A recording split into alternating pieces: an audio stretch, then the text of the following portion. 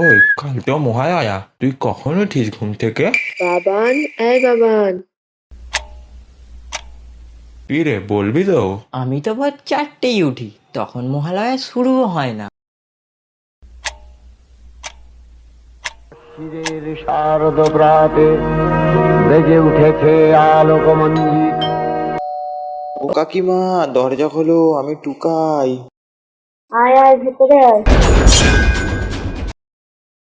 তাড়াতাড়ি ছুটি হয়ে গেল যে, ক্লাস হয়নি? মাত্র 2টো ক্লাস হয়েছে।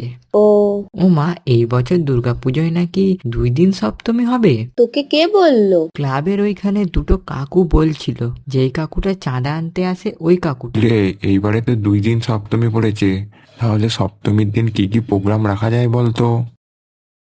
হ্যাঁ হ্যাঁ, এই বছর দুদিনই সপ্তমী পড়েছে। সত্যি দাদা, তাহলে এইবারে অনেক ঠাকুর দেখবো। আর কতদিন বাকি দুর্গাপুজো? এখনো অনেক দিন বাকি, 7-8 মাস। এই দেখ, 22শে আশ্বিন মহালয়া আর 29-30 2 দিন সপ্তমী। এই বছর আরো একদিন বেশি পুজো হবে, অনেক ঠাকুর দেখবো।